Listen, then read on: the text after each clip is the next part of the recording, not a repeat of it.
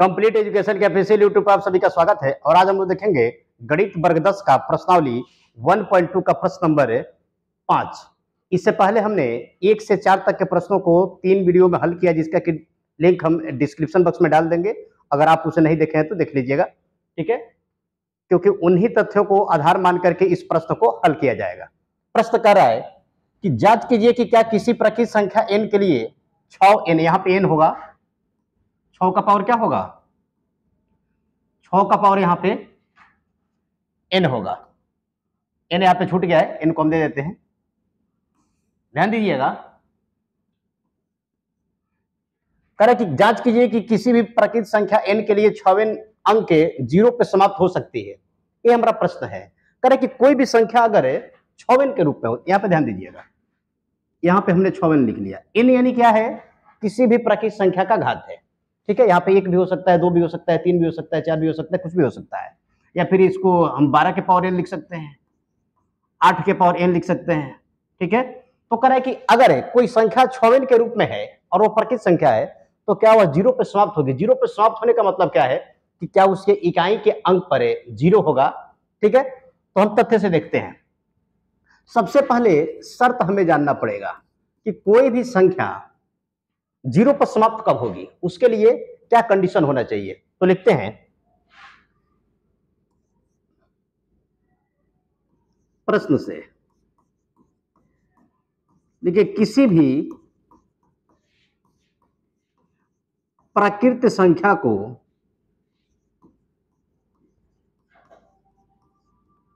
Zero पर समाप्त होने के लिए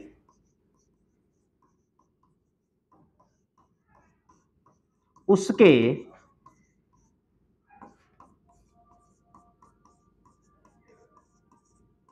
गुणनखंड में कम से कम 2 गुणे 5 एक बार होना आवश्यक है, ठीक है। कोई भी संख्या 0 पर समाप्त तभी होगा जब कंडीशन क्या होना चाहिए, किसी भी प्रकृत संख्या को 0 पर समाप्त होने के लिए उसके अभाज्य गुणनखंड में कम से कम एक बार 2 गुणे 5 होना आवश्यक है। अगर सिर्फ 2 होता है या सिर्फ 5 होता है तो भी वो संख्या क्या होगी, 0 पर समाप्त नहीं होगी। लेकिन कम से कम इसके अलावा भी कोई संख्या हो, लेकिन 1, 2 और 1, 5 अगर उसके गुणनखंड में है तो वह संख्या 0 पर समाप्त होगी, ये शर्त है। अब यहाँ पे देखिएगा, संख्या क्या है हमारे पास, यहाँ पे 6 है। 6 का पावर कुछ भी हो सकता है, ठीक है, 1 मान लेते हैं हम, तो इसका हम अभाज्य गुणन लेते हैं। 2 से लेंगे तो क्या होगा, 2 गुणे 3, यानी कि 6 का अभाज्य गुणनखंड में क्या है, 2 है, और एक क्या है, 3 है, और एक का है, मान लेते हैं कि 1 है, ठीक है।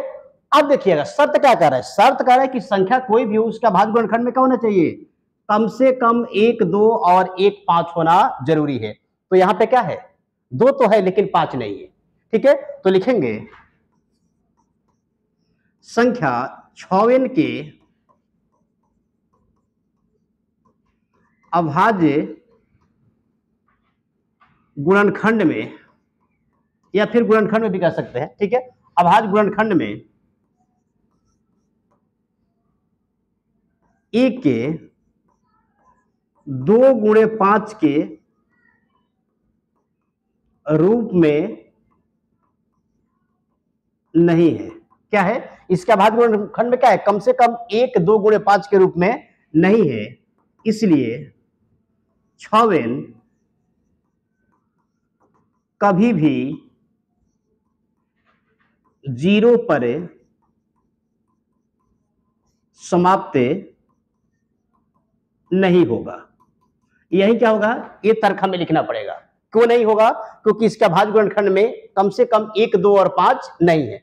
अब देखिएगा यहाँ पे तो 6वें 0 पर समाप्त नहीं हो रहा है, लेकिन अगर कोई संख्या 0 पर समाप्त होता तो क्या होता।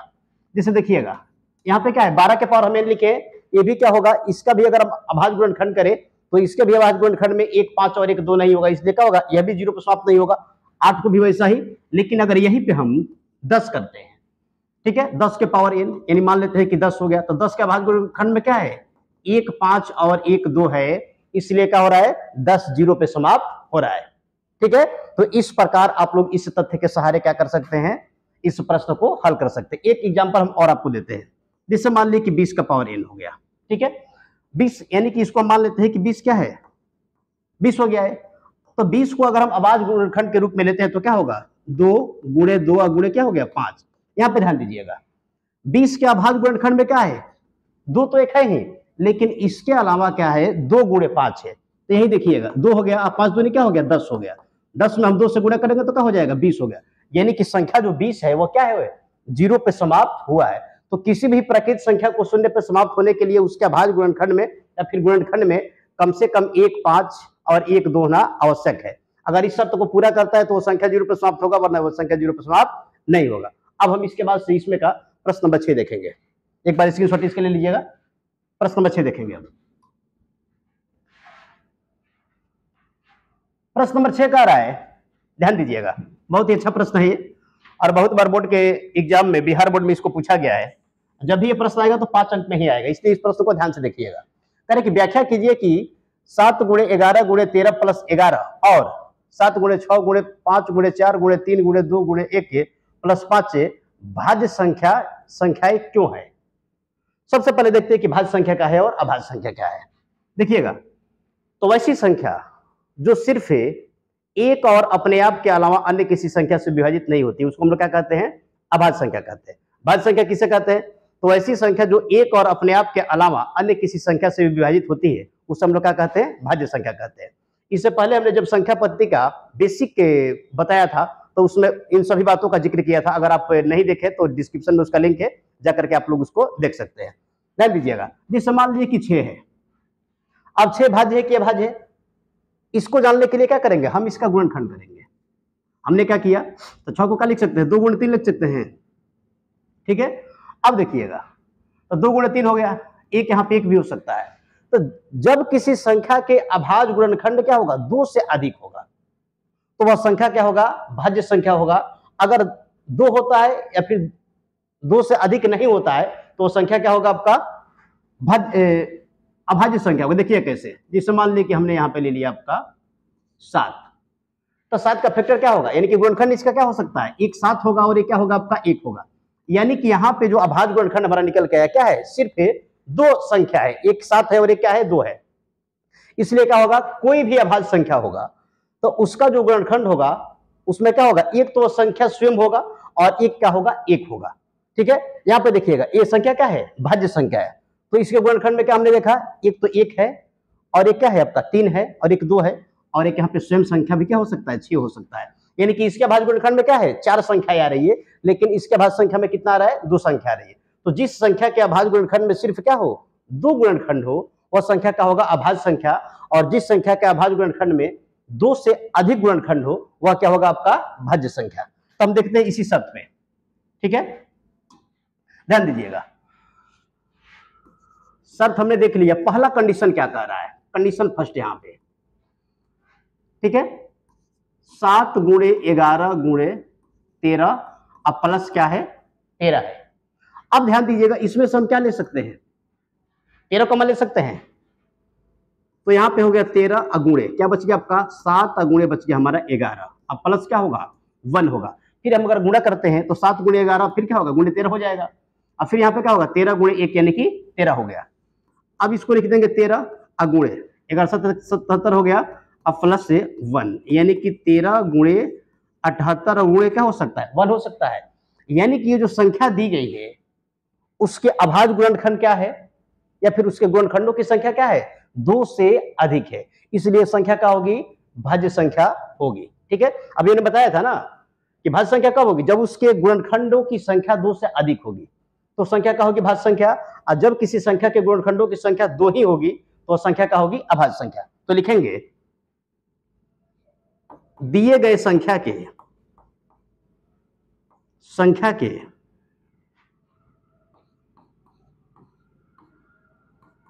गुणनखंडों की संख्या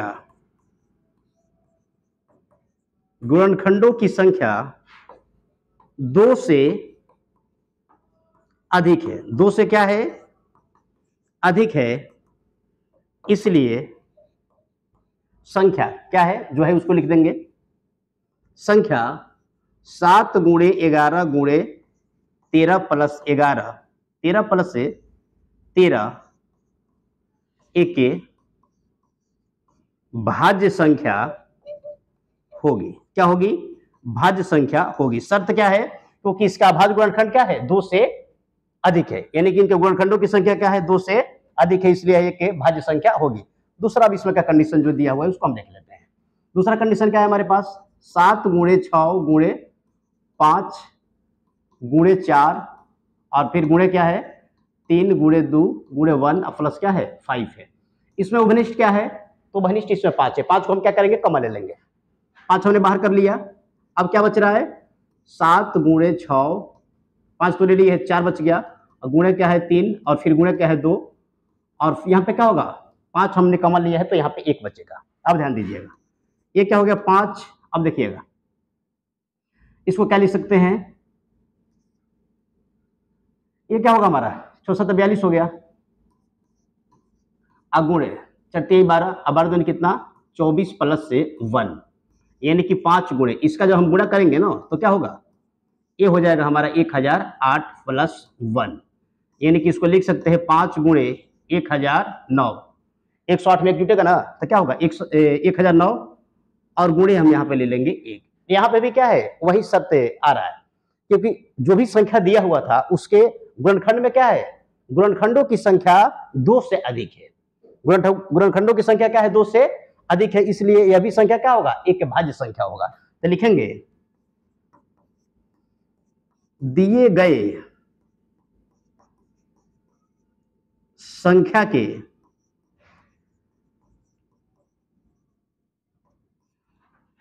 गुणनखंड लिख देते हैं। दिए गए संख्या के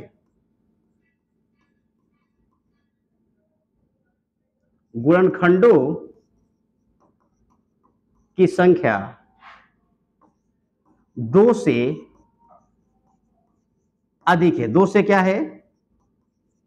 अधिक है, इसलिए संख्या 7 गुणे 6 गुणे 5 गुणे 4 गुणे 3 गुणे 2 गुणे 1 प्लस से 5 एक के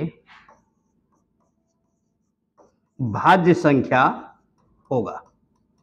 क्या होगा? यह संख्या क्या होगा? एक के भाज्य संख्या होगा, क्योंकि यह अभाज्य संख्या के शर्त पे नहीं उतर रहा है। क्या है? इसके गुणनखंडों की संख्या जो है वह 2 से अधिक है, इसलिए संख्या क्या होगा? एक के भाज्य संख्या होगा। यही ना कह रहा है। तो आसानी से हमने क्या किया? इस प्रश्न को हल कर लिया। एक बार आप इसका स्क्रीनशॉट ले लीजिए, और इस पे आधारित भी अगर प्रश्न आएगा तो आप इस शर्त को ध्यान में रखिएगा, तो आसानी से उसको हल कर सकते हैं। इसके बाद से हम इस प्रश्नावली यानी कि 1.2 का अंतिम प्रश्न देखेंगे। अंतिम प्रश्न है हमारा, ध्यान दीजिएगा। अंतिम प्रश्न कह रहा है, अंतिम प्रश्न कह रहा है किसी खेल के मैदान के चारों ओर एक वृत्ताकार पथ बना हुआ है। कोई प्ले ग्राउंड है जिसके चारों तरफ क्या है? एक वृत्ताकार पथ यानी कि मार्ग बना हुआ है। कह रहे कि इससे मैदान को एक चक्कर लगाने में सोनिया को 18 मिनट लगते हैं, जबकि इसी मैदान को एक चक्कर लगाने में रवि को 12 मिनट लगते हैं। तो कह रहे कि मान लीजिए वे दोनों एक ही जगह, एक ही स्थान से एक ही और एक ही समय चलना प्रारंभ करते हैं, ठीक है? तो कह रहे कि कितना समय बाद पुनः वह प्रारंभिक बिंदु पर एक दूसरे से मिलेंगे, ठीक है? पहले यहां पे देखिएगा, कह रहे कि प्रश्न को पढ़ते हैं। प्रश्न कह रहे कि कोई वृत्ताकार क्या है? खेल का मैदान है, और उसमें कोई लड़की सोनिया दौड़ रही है। वृत्ताकार मैदान के चारों ओर क्या है? एक के दौड़ने वाला पथ बनाया गया है। तो सोनिया को दौड़ने में 18 मिनट का समय लगता है, जबकि उसी अगर रास्ते पर रवि दौड़ता है तो उसको दौड़ने में कितना समय लगता है? एक चक्कर पूरा करने में 12 मिनट।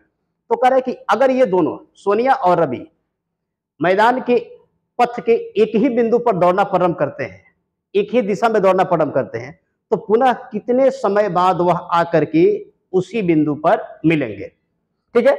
मिलेंगे तो प्रत्येक चक्कर में, लेकिन उसी बिंदु पर, जिस बिंदु पर उन्होंने दौड़ना शुरू किया था, उस बिंदु पर कब मिलेंगे? तो ऐसे प्रश्नों को हल करने के लिए क्या करते हैं हम? दोनों व्यक्तियों का जो समय होता है उसका एलसीएम ले लेते हैं। जैसे मान लीजिए कि ये क्या हो गया? हमारा ग्राउंड हो गया। वृत्ताकार क्या है? ये है वृत्ताकार पथ। इसके चारों ओर क्या है, ये दौड़ने का मार्ग बना हुआ है। ये मार्ग हो गया जिसपे क्या करेंगे, सोनिया और रवि दौड़ेंगे। ठीक है, यहां पे हो गई आपको सोनिया, और यही इसको कितना समय लग रहा है, 18 मिनट। और यहां पे क्या हो गया आपका रवि, इसको कितना समय लग रहा है, 12 मिनट। कह रहे कि एक ही जगह से ये दोनों दौड़ना प्रारंभ करते हैं तो कितने समय बाद पुनः उसी बिंदु पर मिलेंगे जिस बिंदु से उन्होंने दौड़ना प्रारंभ किया था, यानी कि ये बिंदु हमारा रहा। ठीक है, तो लिखते हैं हल में, यहां पे देखिए वृत्ताकार पथ को एक चक्कर लगाने में सोनिया द्वारा लगा समय बराबर, वृत्ताकार पथ को एक चक्कर लगाने में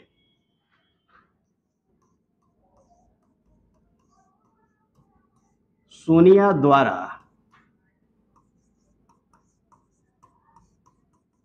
लिया गया समय बराबर क्या हो जाएगा, 18 मिनट। और फिर क्या होगा, रवि द्वारा लगा समय, रवि द्वारा कितना समय लग रहा है, 12 मिनट लग रहा है। हम क्या करेंगे, इन दोनों संख्याओं का अभाज्य गुणनखंड लेंगे, यानी कि एक 18 का हम ले लेते हैं, 2 से कटेगा 9, फिर क्या होगा आपका 3 और 3, फिर 3 किससे कट जाएगा, एक बार में। यहां पे क्या लिख लेंगे हम, 18 बराबर लिख सकते हैं 2 गुणे 3 गुणे 3 अगुणे 1, यानी क्या होगा 2 अगुणे 3 का पावर क्या हो सकता है, 2 हो सकता है। अब क्या करेंगे, 12 मिनट जो रवि का लगता है उसका भी हम अभाज्य गुणनखंड लेते हैं, 2 से कटेगा 6 हो गया, फिर 2 से कटेगा कितना होगा 3। ठीक है, और ये फिर क्या होगा, एक बार में कटेगा। यहां पर लिख लेते हैं, तो 12 बराबर क्या हो जाएगा, 2 गुणे 2 अगुणे 3 बराबर क्या होगा, 2 का पावर 2 अगुणे 3।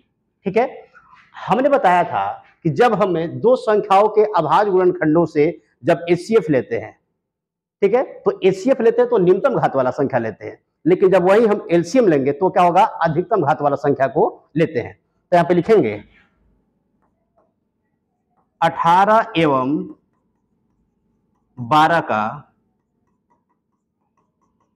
एचसीएफ बराबर क्या होगा, पहले 2 का अधिकतम घात, तो 2 का अधिकतम घात क्या है, 2 है, अगुणे फिर क्या होगा, एलसीएम लेना है, 3 का घात, अधिकतम घात क्या है 3 का, 2 है, तो 3 का भी अधिकतम घात यहाँ पे क्या हो जाएगा 2, यानी कि 2 दूनी कितना हो गया 4 और 3 कितना हो गया 9, दोनों को गुणा करेंगे तो कितना आएगा, ये हो जाएगा हमारा 36 मिनट आंसर। यानी कि सोनिया और रवि एक बिंदु पर से अगर दौड़ना प्रारंभ करते हैं, ठीक है, तो दोनों एक ही बिंदु पर मिलने में जो समय लेंगे वह समय कितना होगा हमारा, 36 मिनट का होगा। यानी कि दोनों के द्वारा जो समय लगता है उसी समय का हम क्या ले लेंगे, एलसीएम ले लेंगे। ठीक है, तो इस प्रकार हमने क्या किया, इस प्रश्न को आसानी से हल कर लिया। आप लोग भी इसको देख करके आसानी से हल कर सकते हैं, प्रश्न बड़ा नहीं है। इस पे आधारित प्रश्न आपको वस्तुनिष्ठ के रूप में मिलेंगे या फिर इसी प्रश्न को 5 नंबर में डाल दिया जाएगा। तो इस प्रकार आप लोग इस वीडियो को देख करके आसानी से प्रश्न को हल कर सकते हैं। वीडियो देखने के लिए बहुत बहुत धन्यवाद। अगर इसी प्रकार आप हमारे अन्य प्रश्नों को अगर हल करना चाहते हैं तो प्ले लिस्ट में लिंक दिया हुआ है जिसमें बहुत सारे वीडियो पड़ा हुआ है, आप लोग उसको जाकर के देखिए और प्रश्नों को हल कीजिए। एक बार आप हमसे जुड़ के देखिए, आपको मुड़ के देखना नहीं पड़ेगा। धन्यवाद।